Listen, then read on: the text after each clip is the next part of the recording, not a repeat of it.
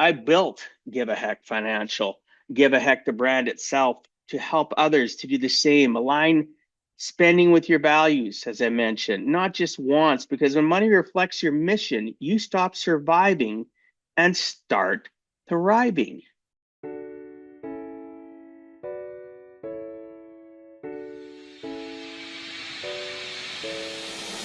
Welcome to Give a Heck. I am your host, Dwight Heck, and for much of my life, lived my life in quiet desperation, wondering how I was going to pay the bills, take vacations, save for retirement, and one day wondering if I would get off the hamster wheel of life and have purpose. A life that most of society lives, which takes us to work, then home, then repeat, and pays us hopefully enough just to survive. The harsh truth that most live with more month than money and have no idea how to live life on purpose, not by accident. This ensures the mass majority are living not just financially broke, however emotionally and mentally as well due to financial pressures. In each episode, I will introduce you to thoughts, ideas, and guests that can help you to learn how you too can live life on purpose, not by accident. Welcome back to Give a Heck, the podcast where we stop living by accident and start living on purpose. I'm your host, Dwight Heck, and today we're diving into what it really means to live intentionally across your finances and health, your mindset, and your relationships. I'm not just talking theory, I've lived it. As long as I've been a person that's raised children on my own as a single dad, to living in quiet desperation, to going through divorce, to going through rebuilding your life through the loss of a close family member, just everything I've gone through it, so I can relate. So this podcast is a solo podcast. I've got a bunch of notes down here. For those that are going to watch on YouTube, you will see me looking down and reading some things. And then I will add in as well things on top of that. I simply wanted to make sure this podcast was very impactful, discussing the 7 pillars of intentional living. How many of you would like to have some roadmap, some guide to help you feel hope for the first time maybe in your life, or the first time since you've got married, the first time since you started a new job, started a new business, you've had no real grounding in your life? And I'm here to hopefully give you some hope, right? That you can move forward, that you can climb, that you can elevate your life. So let's start. Okay, so again, 7 pillars of intentional living. Segment 1, or pillar 1, would be financial alignment. I used to live paycheck to paycheck, thinking that if I just earned more, the stress would go away. Spoiler alert, it didn't. What changed everything was learning how money actually works.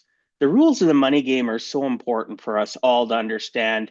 And you can't rely on the school system. You can't rely on your parents. You can't rely on uncles, aunts, your friends, and other people to teach you how to live an intentful, purposeful life. There's so many people out there that can, based on real world experiences that they've gone through, like myself. Search them out, get some coaching, get some mentorship, find out what your path of life is. Goal set, figure it out, do some financial things to make it so that you're living within your needs, not living outside where all your wants are and crushed by debt. So at the end of the day, again, first one is financial alignment and building your clarity. I built Give a Heck Financial, Give a Heck the brand itself to help others to do the same. Align spending with your values, as I mentioned, not just wants, because when money reflects your mission, you stop surviving and start thriving. So the next pillar is mental mindfulness. Back when I was burning out in the IT world, the computer industry, I didn't realize how much mental clutter part of me was sabotaging my decisions. I was reactive, not intentional. Today, I journal, I reflect, I coach others to unpack their head trash. Mental clarity isn't a luxury, it is a necessity, and it's the foundation for every financial decision you'll ever make. Let's unpack a little bit about journaling. I don't do the traditional journaling. I will tell you that right now. I will hear something from somebody else, from a podcast, from an audio book from a convention or hanging around people, and I put myself a little note. I have things on my phone. I have uh, the same application on my computer. You can use whatever. I use OneNote. If I don't have an opportunity to do that, I'll just text myself. I'll message myself so that thought doesn't get lost, and then I can put it into my electronic notebook where I track my thoughts and ideas. I literally will be thinking about something and stop what I'm doing in the evening because I look at myself, what's a priority? Do I want to work on this? And I'll grab my laptop and I'll start journaling my thoughts using AI, using Google, just to clarify that my thought process against other people having similar thoughts, or it might direct me to some place where I can clarify my thoughts. To me, that's journaling. I am putting stuff down. I am researching it and putting the effort in after the fact. Some people just journal saying this is what's gone on in the day and blah, blah, blah. There's nothing wrong with that. I guess my form of journaling would be my gratefulness exercises, right? Get up in the morning, be grateful. I'm alive. I welcome God into my day because I'm a Christian. And I literally at night reflect on having a great day. What happened? Good, bad, and indifferent. How can I change? What went well? What didn't is important to process in your mindset. So I do journaling that way, right? Journaling is a defined definition for some, and for others, it's flexible as long as it's helping you move forward and you're putting your thoughts down. If you're not putting your thoughts down, you're at least putting in the research for what you just had as a thought. Putting it down on paper doesn't mean that journaling is effective for you. Are you taking action, right? What's your belief in your thought process of what you just wrote down? Whether it's not business related, it could be family, it could be like personal of any nature, it could be business related. What's your belief? And are you consistently thinking the same thing? Are you consistently putting an action to complete it? Most people aren't. My friend Tony Watley has really stuck the ABCs into my head since we met way back in 2019, and he became my friend, my mentor. And action, belief, consistency important. So you journal something, and do you do anything? Or are you journaling the same thing the next day, 2 days, a week, a year later? Journaling can be great for reducing stress and not forever, but for a moment. Put some action in, figure out what you want, find the right people to help mentor you to take that first baby step in your mental mindfulness. So gratefulness and gratitude exercises, definitely part of pillar two. Um, do I forget some days? Yeah, I do. I'm too exhausted or I wake up in a rush, and I don't. And I can feel it throughout the day. It hits me. Trust me, you start a positive habit like that, your body, your brain thrives on it. So we'll continue on with that. If you have questions, obviously drop comments, um, or DM me, reach out to me, let's chat. The third pillar would be physical investment. Let's be real. If your body's breaking down, your goals don't matter. I learned that the hard way when my health forced me to pivot careers initially from the IT consulting world into finance. Now I treat movement, sleep, and nutrition like assets. You don't need to be a gym rat. You just need to respect the vessel that carries your purpose. Remember that. You need to respect the vessel that carries your purpose. And at the end of the day, I've gone through major health scares. I've gone through depressive things in my life, gained a lot of weight. It's caused other health issues. And it was a wake up call. It just happened again recently here where I had to, instead of just being, giving myself and others lip service, I had to go back to treat my movement, my sleep, nutrition like assets, like they are. Your health can't be bought with enough money. If you have cancer, you can't buy yourself health. You might be able to buy yourself other treatments, things that'll slow it down or maybe put you into remission. But at the end of the day, look at Steve Jobs, billionaire, still died of cancer. He went all over the planet for specialized treatments and it couldn't save his life. And how much of his life journey did he miss? Ask yourself that. Are you a person that's thriving and striving to accumulate more and more money? Maybe you're not one of those people that has to have financial alignment or mental mindfulness. You've got everything under control. I doubt it. You've missed a journey of life to succeed, to get money. Many people have. They can't tell you stories of their children growing up. They can't tell you, if you ask them um, about their life, what happened in the last 6 months while you were achieving this goal that you just achieved today. Oh, while I was working, blah, blah, blah, blah, blah. There's no joy. There's no core values of giving back to themselves, to others, to family, if they have a family. The list goes on. So, really, at the end of the day, respect the vessel that carries your purpose. The next pillar is number 4, emotional literacy. How do emotions affect you? Do you realize that in most cases, when you get upset, that wasn't your first emotion? Anger is not, excuse me, a primary emotion. Anger is a secondary emotion. Usually we have sadness or something prior to it. Do you have emotional grounding? What is your emotional IQ?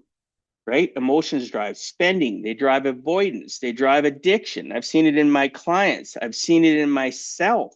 That's why I talk openly about emotional intelligence on Give a Heck. And to all my clients, my friends, I talk about it because it is so important for us to understand our emotional IQ and how can we effectively control and live a purposeful life without our emotions always taking us on that roller coaster ride. Because really, if you don't understand your emotional triggers, your financial strategy will always be fragile. Always. If you can't understand needs and wants, if you can't understand how to communicate with your significant other, if you're in a couple, to, run a purposeful financial life, run a purposeful goal setting life of what you want to do for the next year. Obviously, things can change. What are you going to do over the next 5 years? What does your retirement look like? Right? There's so many different things we need to um, take care of in our lives, right? To live a purposeful life. And emotional literacy is definitely one of them, and it's tied right to our emotional IQ. Again, if you have questions, I look forward to comments. DM me, let's reach out. We can have a conversation. I help people through all of these. I've been through all of these. I'm still living through them. Sometimes I get sucked back in. I'm human. The difference is between most people and myself, I have the ability and the emotional IQ to bring myself back, to get regrounded, to start moving forward again. Is it immediate? Sometimes not. This last while it wasn't, but I accepted it. I knew what was going on, and I did baby steps when I was in a pattern of struggle, of health issues this past year. I still did baby steps to move myself forward, and you can too. Don't let those negative things in your life crush you and beat you down. The next pillar is continuous learning. I didn't grow up with financial literacy, right? Very successful father and mom with a business. They did very, very well. Very, very, caring parents, parents that took care of us and give us the basics. Didn't know my parents were wealthy or had money or did do well off, whatever word you want to use, whatever $20 word you want to use. At the end of the day, my parents did well for themselves. However, they didn't really have the ability to teach us. My mom, super compassionate, caring, the person that was the protector of us at home for most of our lives. She was, the template of emotional IQ for me. My dad, he affected it as well. Workaholic, worked a lot, gone. He was not a bad person. Still is not a bad person. He's still alive, thank the Lord. Both my mom and dad are. But at the end of the day, he taught me little things, but nothing specific. He didn't teach me how he was laying out his roadmap, how he created his business from a few dollars in his pocket to being the business it was before he retired. And at the end of the day, really, we need to understand that it's not our parents' responsibility to make sure we succeed. even if they did teach us properly or didn't teach us properly. We need to go out and search for continuous learning. So I had to learn it, and I still do. I read, I listen to Audible. That's my favorite thing, right? So I have books I lead to. Right now, I'm listening to Relentless. Love it. Re-listen to your books, right? The favorite ones. Or if you've had that book you've never read or listened to, do it. Just do a few pages at a time. If you're listening to it, just listen for 10 minutes a day. Something to feed your mind. Your mind is a giant computer. It doesn't know the difference between a truth and a lie, and it's up to you to give it truthful information based on what your truth is. And if your truth is too scattered, again, have a mentor, have a coach, have somebody teach you how to focus on really what you want. Get rid of that clutter between your ears. What's the time frame? I don't know. Everybody's different, just like their fingerprint. But start. That would be my message, to start. So, I also interview on this podcast lots of thought leaders, right? Lots of people that are doing great things that are about their lives. And it's, out of 250 episodes, this is now the 251st episode. I have had everybody on. I've maybe had out of 250 episodes, 8 to 10 things about finance. The rest is all here's what you need to do to level up your life. Here's what you need to do to deal with your narcissistic relationships around you. Here's what you need to do if you're an empath. Here's what is going on in the AI world. Here's what's going on. If you get the message, I've interviewed so many great thought leaders in all aspects of life, from health to finance to responsible living. The list goes on. So basically, it's important. Personal development's important. If you own a business, you should be helping your team, your group do personal development. You should be encouraging it, and you should be taking action to show what it does by being a great person to them and being uplifting to those around you. Again, whether you're at a job, you own a business, you have staff, you have clients, whatever, be a good person, prove you're a good person, and elevate others to do the same as best you can, because everybody's in a different spot. So you also need to learn that too. When you educate and teach other about personal finance, you need to know what to say, what not to say, and how impactful what you're saying needs to be said. You want to help people flourish and grow, not shrink, right? So at the end of the day, I interview thought leaders. Again, like I said, I shared stories about my own life. They share stories. It helps people understand, relate, and can be more impactful that way. Because learning really is the bridge between where you are and where you want to be. Did you get that? Learning is a bridge between where you are and where you want to be. If you're not growing, you're coasting in life. I call it the camp effect. Are you camped at that plateau? Are you climbing? You can see, or maybe you can't see, but you have your imagination tells you that higher up is where you need to be. That's where you're going to feel more confident. You're going to have more intent, more purposeful life. Are you camped? How many years have you been camped? Are you stuck on that hamster wheel of life? Are you going to work, go home, get paid? Right? You can break that chain. You can continue to move forward. But personal development is so important, right? Again, coasting sucks. You want to be a climber. You want to be somebody that's not on a plateau, camped. You want to be that person that's climbing. You only camp when you need a break or you're celebrating a win, and then you move forward. Again, I'm going to add into it because yes, this is pillar 5, continuous learning, but are you celebrating the journey of your life?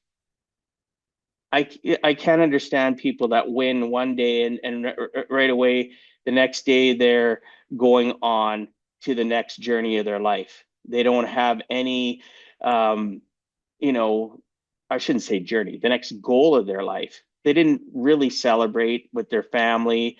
Hey, family, you sacrificed all this time with me being gone. Again, this is for women and men, sometimes both. We're going to celebrate for the next week because you helped, you supported, you understood when I couldn't be here. So we're going to go on a holiday. So we're going to go do something special, go to the movies. We're going to go hang out. We're going to do this and do that. And we're going to celebrate the fact that this has happened, that I've accomplished this. And, sometimes that happens in the journey to get your goal. The family suffers. And is that a good thing? Obviously not, but sometimes it's a reality. It has to happen. But if you're sacrificing family, are you enjoying the journey of the work that you're putting in to get to your goal? Are you enjoying it enough that it's worth the sacrifice of your family? Ask yourself those questions. Is it worth my sacrifice? And most people will tell you, when they really deep down think about it, if they have their emotional IQ in check too, it certainly helps. We'll say, it's worth it once in a while, but not all the time. And during the journey, I could take time off this 6 months, 9 months, a year, 5 years sometimes. I can take time off while I'm on this journey to hit this goal. I need to find personal time for myself, for my family, so I can continue to grow and elevate and not look back and go, gosh, I achieved this, but I missed the journey of life. I missed all the things that could have been great in my life.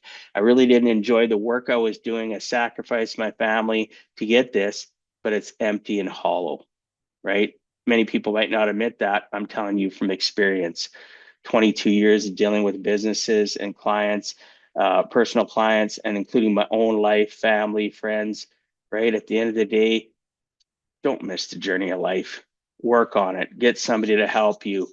You want recommendations for good books? There are so many of them out there. Napoleon Hill has good books. You can get Dale Carnegie's, How to Win Friends and Influence People as the first, really personal development book I'd recommend to anybody. And then you got Seven Habits by Highly Effective People, right? Covey is fantastic. There's so many good authors out there, right?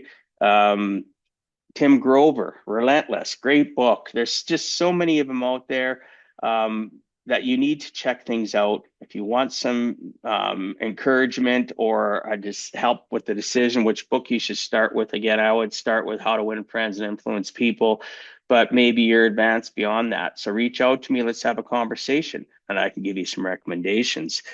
The sixth pillar, intentional routines, right? Success isn't built in big moments. It really isn't.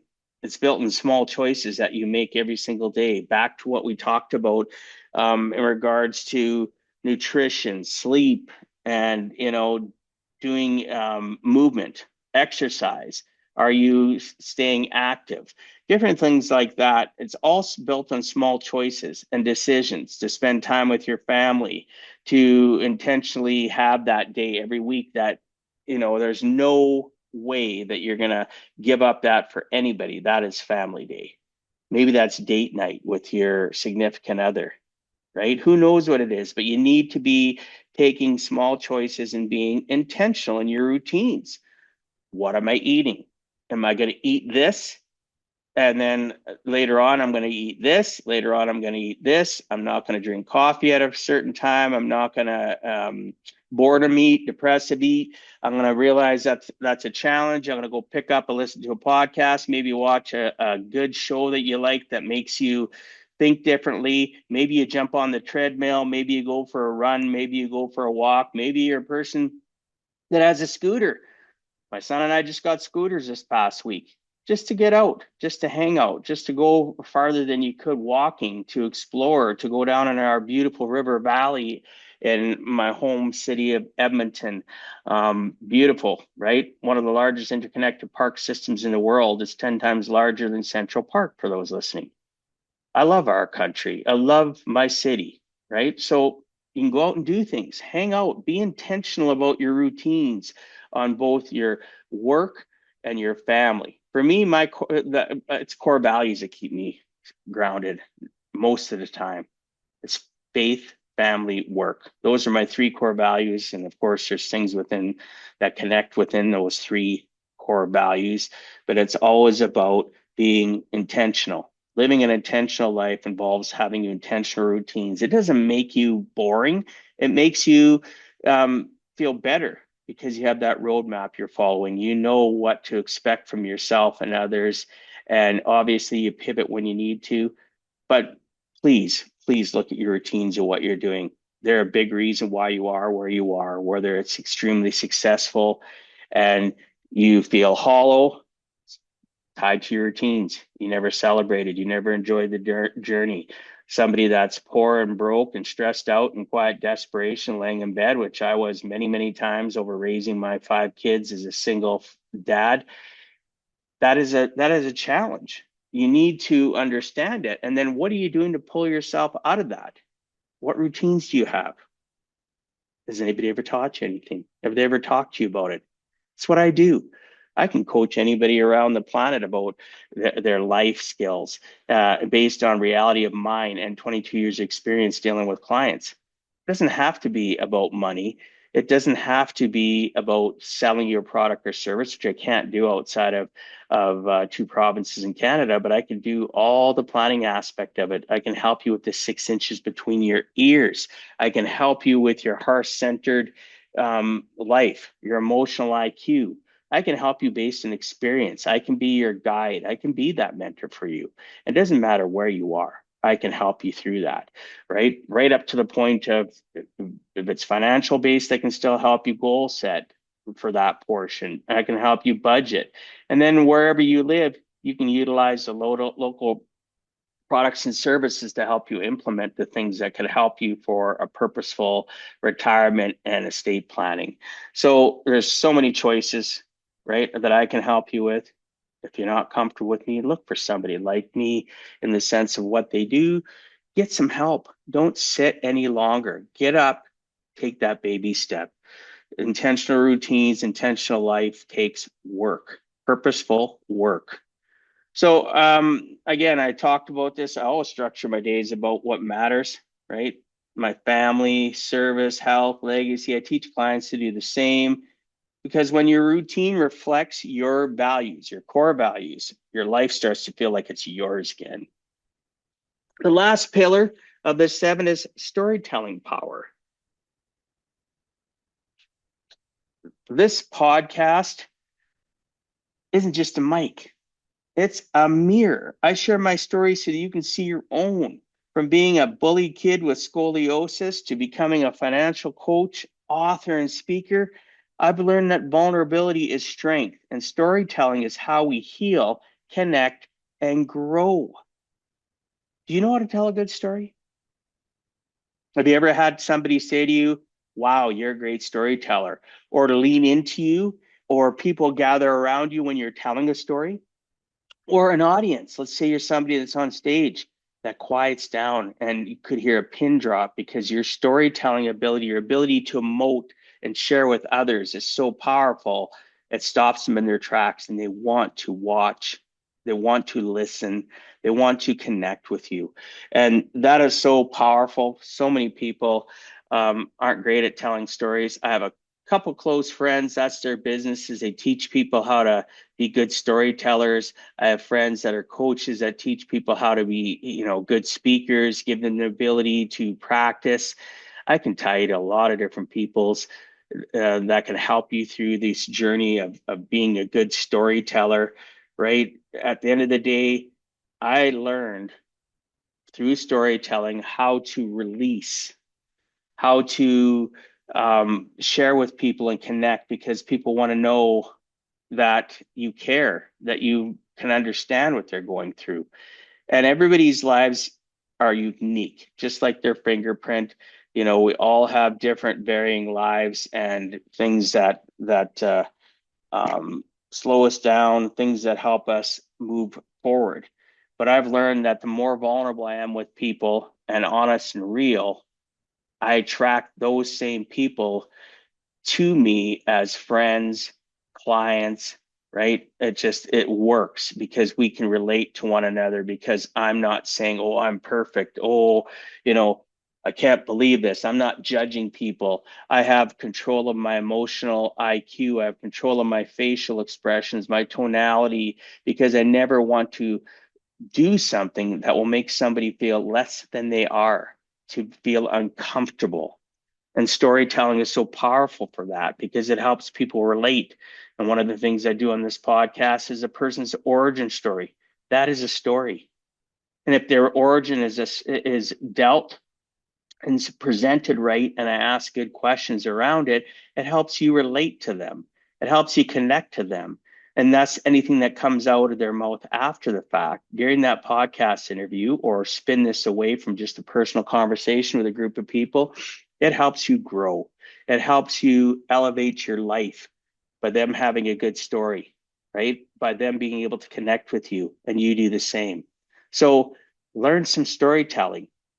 It's not difficult. It's just about sharing. It's about letting it go. It's about your heart-centered life, your 6 inches between your ears, and your ability to just be real with people. People just want real nowadays, not the phony guru garbage that we have on the internet, that we have from people that surround us, that present themselves and they're a giant facade. They look wealthy, they look well off. You open up the doors of their life and you look in, and wow, you'd be shocked how many people in my life that I've thought were really well off and found out they weren't because of that facade.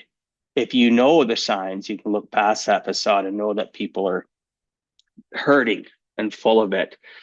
But I hope this has helped you. I guess, again, just to finish off storytelling, this one little statement: storytelling is how we heal, connect, and grow. Never forget that. So, in closing, I always do this on my podcast. If I was going to give you one last closing message, what would I say to you so that you can give a heck about yourself? Look in the mirror. Do you love yourself?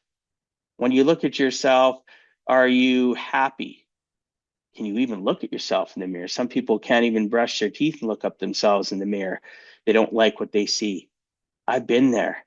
There's exercises, there's things you can do, again, as mentioned, to move yourself forward, to have personal development, to start loving who you are and not feeling the way you are based on the opinions of others throughout your whole life, to learn behaviors from when you were a child to where you are today. So just love yourself.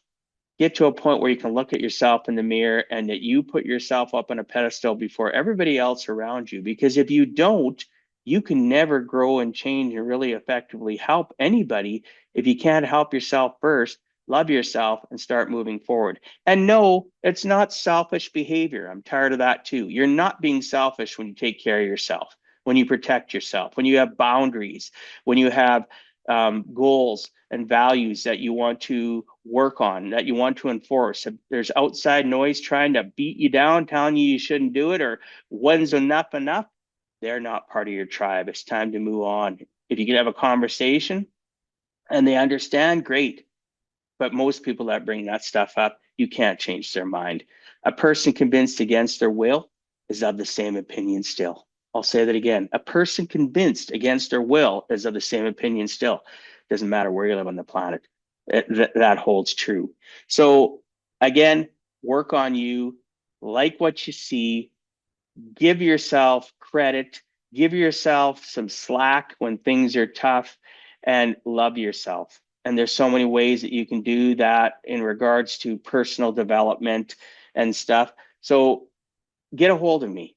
Let's chat. DM me, drop comments. Go check out my other podcasts. Check out my website, giveaheck.com, where you'll see detailed show notes of this episode, of all the episodes. And you'll see so much information that might help you literally elevate your life, right? Remember, my goal is helping people live life on purpose and not by accident. Thanks so much for being on Give a Heck today. Please share this with others, and comment and like the podcast, subscribe to it on your favorite platform that you're on right now. If you're on YouTube, subscribe to it, put a comment in, just say this is a great show, thanks so much. But sharing it with others helps because it can help them, but it also helps this message get out. The algorithms see that it's being liked, that it's being shared with others, and it's getting more views. Thus, it gets more traction to help more people. I'd really appreciate that if you could do that.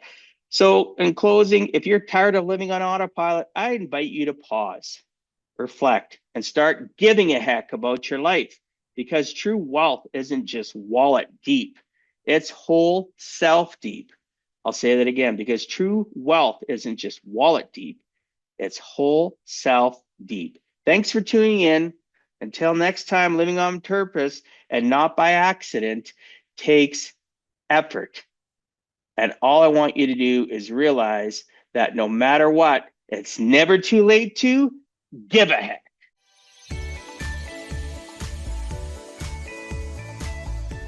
Thank you for taking time out of your day and listening to Give a Heck. If you find value, I'd appreciate you sharing with your friends and family so they too can learn how to live life on purpose, not by accident. So you do not miss the next episode, please subscribe on your favorite podcast platform and please also post a review. I look forward to reading your comments. This has been Dwight Heck. If you want to check out other podcast episodes or today's show notes, please check out my website, giveaheck.com. And until next time, together let us all strive to give a heck.